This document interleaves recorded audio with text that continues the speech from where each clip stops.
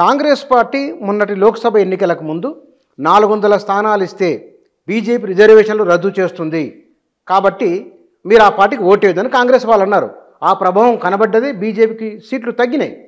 కానీ ఇవాళ ఈ నిర్ణయం తీసుకోవడాన్ని ఏమనాలి? అంటే కాంగ్రెస్ చేసిన ఒక థ్రెట్ వలన నిర్ణయం తీసుకున్నట్లా, లేకపోతే వారి వ్యూహంలో భాగంగానే వెళ్ళిపోతున్నట్లా? కాంగ్రెస్ ఒత్తిడి కారణంగానే ఇది వచ్చింది కనుక మేమే ఈ విజయం సాధించామని కాంగ్రెస్ గర్వపడుతుంది, సంతోషపడుతుంది. అలాగే కమ్యూనిస్టులు కూడా సంతోషపడుతున్నారు. కానీ వాళ్ళకి తెలియని విషయం ఏంటంటే, మీరు ఒత్తిడి చేసిన మాట నిజం, కానీ మీరు ఈ దేశానికి జవాబు ఎన్నడూ చెప్పుకోలేరు. 70 ఏళ్ళ నుంచి ఏం చేశారు అంటే ఏం చెప్పలేరు. మీరు ఎందుకు ఈ 10 ఏళ్ల నుంచే ఈ ఒత్తిడి చేశారు, అంతకుముందు ఏం చేశారు? మీరు ఎప్పుడైనా చరిత్రలో మీరు కులగణన చేసినటువంటి చరిత్ర మీకుందా అంటే చెప్పలేరు. మేమే స్వాతంత్రాన్ని తెచ్చాం అని చెప్తారు, కానీ మరి ఇది ఎందుకు చేయలేదనేది చెప్పలేరు. పోనీ ఎప్పుడైనా మేము అడిగారా మీరు అని కమ్యూనిస్టుని అడిగితే వాళ్ళు ఏం చెప్పారు? 10 ఏళ్లలో మేము అల్లరి చేశాము అని మాత్రం చెప్తున్నారు. అయితే అధికారం లేని బీజేపీ 10 ఏళ్ల నుంచి అధికారంలో ఉంది. ఒక ప్రణాళిక ప్రకారమే ఇది తీసుకొచ్చింది. అందుకే చాలామంది ఏమంటున్నారంటే ఇది మాస్టర్ స్ట్రోక్ అని అంటున్నారు. ఏ స్ట్రోక్ కాదు ఇది. సమయం వచ్చింది, ఇది చేశారు. ప్రతిదీ కూడా సమయం ప్రకారమే చేస్తున్నాడు మోడీ. అలా అని చెప్పేసి తిరస్కరించారా ఎక్కడన్నా? ఎన్నడూ తిరస్కరించలేదు. కులగణన బీజేపీ ఏ రోజు తిరస్కరించలేదు. పైగా ఒక దశలో ఆర్ఎస్ఎస్ స్వయంగా బయటకు వచ్చి చెప్పింది కులగణన జరగాలి అని. లాస్ట్ ఇంటర్వ్యూలో కూడా మనం మాట్లాడుకున్నాం విషయం. ఎందుకు జరగాలి అని ఆర్ఎస్ఎస్ చెప్పింది అంటే, సమాజాన్ని ఒక్కటి చేయడానికి కులాల్లో అంతరాలు ఉన్నాయి, ఆర్థిక అంతరాలు ఉన్నాయి. ఈ సమాజంలో ప్రపంచంలో అత్యధిక అంతరాలు ఉన్నటువంటి సమాజం మనది. ఈ అంతరాలు ఉన్నంత కాలం సమాజం ఎప్పుడూ ఒక్కటిగా ఉండదు, అది పీడిస్తుంటుంది మనిషిని. కనుక ఒకవైపు మనసులో అది పీడిస్తుంటే, అయ్యో మేము వెనుకబడ్డామే, అయ్యో కొందరి కారణంగా, కొందరు సప్రెస్ చేయడం కారణంగా మేము వెనుకబడిపోతున్నాము అనేటువంటి ఒక సప్రెషన్, ఆ ఫీలింగ్ ఎప్పటికీ ఉండి, ఆ పించ్ ఎప్పటికీ ఉండిపోతుంది. అది ఉన్నంతకాలం ఈ సమాజం ఒక్కటిగా, సమాజాన్ని ఒక్కటి చేయడమే ఆర్ఎస్ఎస్ యొక్క ఉద్దేశం. కనీసం హిందూ సమాజాన్ని ఒక్కటి చేయడమే ఆర్ఎస్ఎస్ యొక్క గోల్. అది ఇది ఉన్నంతకాలం అది చేయలేమని ఆర్ఎస్ఎస్ తెలుసు. కనుక ఊరికే ఒకరి ఒత్తిడికో ఒక రాజకీయ వ్యూహం కోసమో చేస్తున్నది కాదు. అది ఆర్ఎస్ఎస్ చేసినా బీజేపీ చేసిన సమయం కొరకు ఎదురు చూడడం, దానికి తగిన సమయం వచ్చినప్పుడు చేయడం. కులగణన అంటూ మేము కొన్ని రాష్ట్రాల్లో మోడల్స్ చేశాము అని కాంగ్రెస్ చెప్తుంది, కానీ కాంగ్రెస్ కన్నా ముందే అలా అంటే బీహార్లో ముందు కులగణన జరిగింది.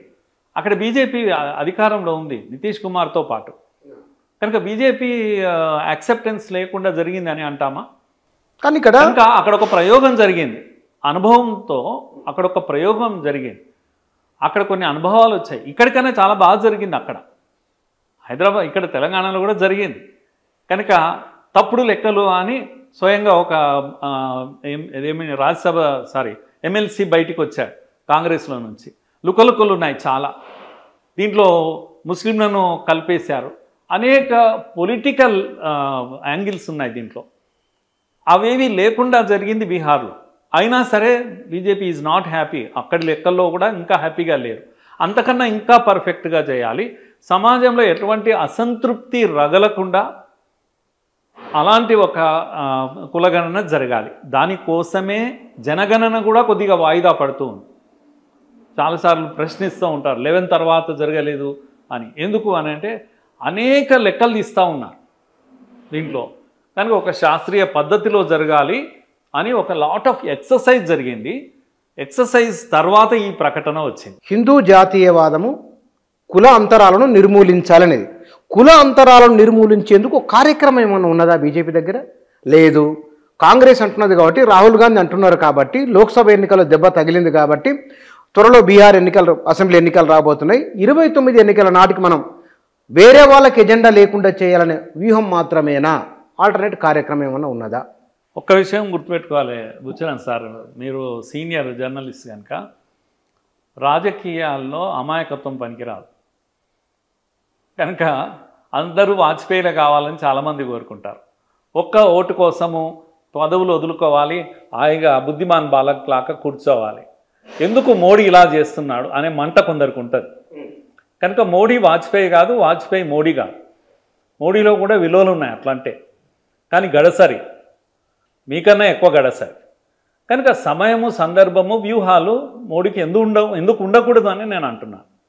రాజకీయ లబ్ధి ఎందుకు పొందకూడదు అని నేను అంటున్నాను.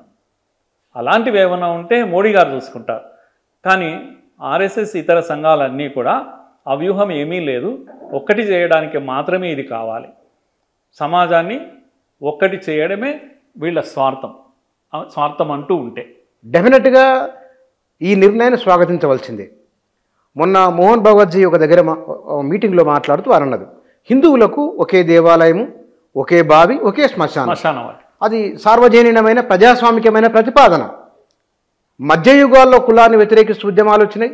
మనకు మీరాబాయి తీసుకోండి, లేదా వేమన తీసుకోండి, పాల్కురి సోమనాథ్ని తీసుకోండి, బసవేశ్వరుడు 1000 ఏళ్ల కింద తీసుకున్న కులం నిలబడింది, కులం పోలేదు.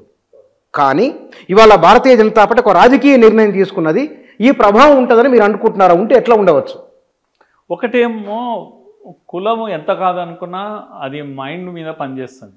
మనం ఎంత వద్దనుకుంటే అంత ఎక్కువ మన మైండ్ పైన. కులం ఎక్కడ కనిపిస్తుంది? ఎక్కడ లేదు.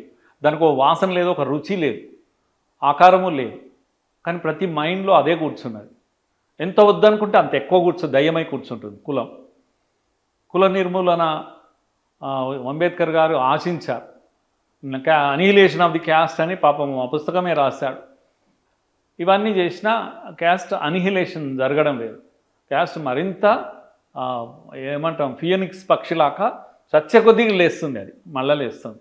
అందుకే విషయం ఏంటంటే ప్రతి ఒక్కరూ మెంటల్గా కులరహితంగా కావాల్సిందే. కులం గురించి మాట్లాడండి, మీరు మాట్లాడండి, కానీ మీరు మానసికంగా కులరహితంగా ఉండగలుగుతున్నారా? ఇప్పుడు నేను ఈరోజు కులాల గురించి, ఎవరైనా కావచ్చు, ఎవరైనా కావచ్చు, కనుక నేను కులాల గురించి మాట్లాడుతున్నా. కానీ మానసికంగా నేను కులరహితుని కావాలి కదా, సమాజాన్ని కులరహితం చేయాలంటే. ఇది అందరినీ వేధించే, ముఖ్యంగా సామాజిక కార్యకర్తలను, నిజాయితీ కలిగిన సామాజిక కార్యకర్తలను వేధించేటువంటి ప్రశ్న ఇది.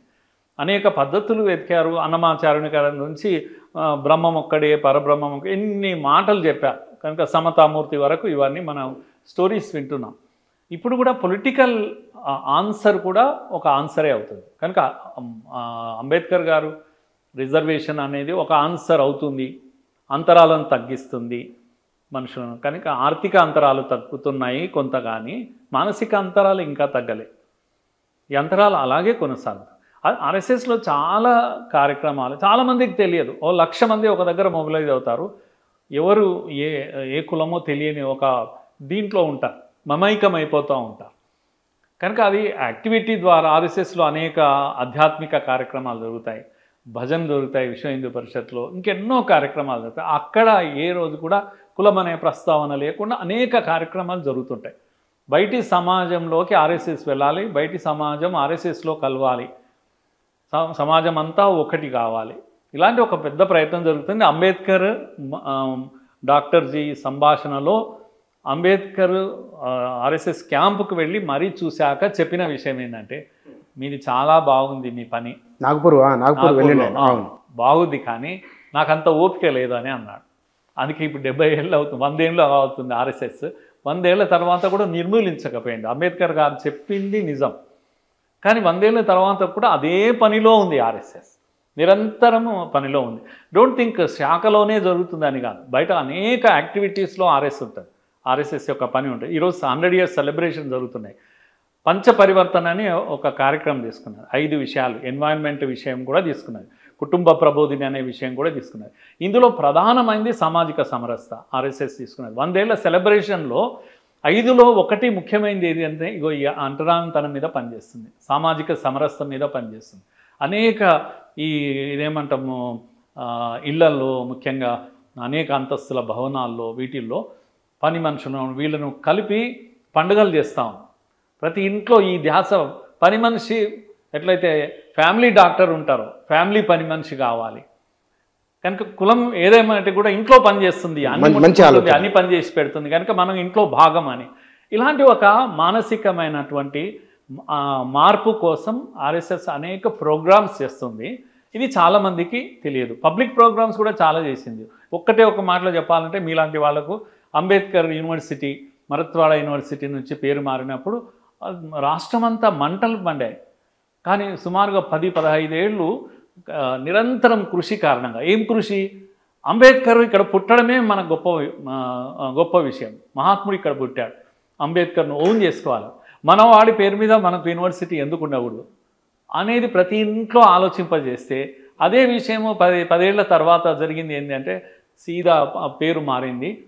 కనుక శరద్ పవారే ప్రకటించాడు ఆ విషయం, ఆర్ఎస్ఎస్ చేసిన ప్రయత్నాన్ని ఆయన ఓపెన్గా మెచ్చుకున్నాడు. మంత్రాలయంలో మాట్లాడాడు ఇది నేను చెప్పేది. కనుక యూనివర్సిటీ పేరు ఈరోజు మరత్వాడ అంబేద్కర్ యూనివర్సిటీగా మారింది. ఇలాంటి 100 ఎగ్జాంపుల్ నేను చెప్తాను.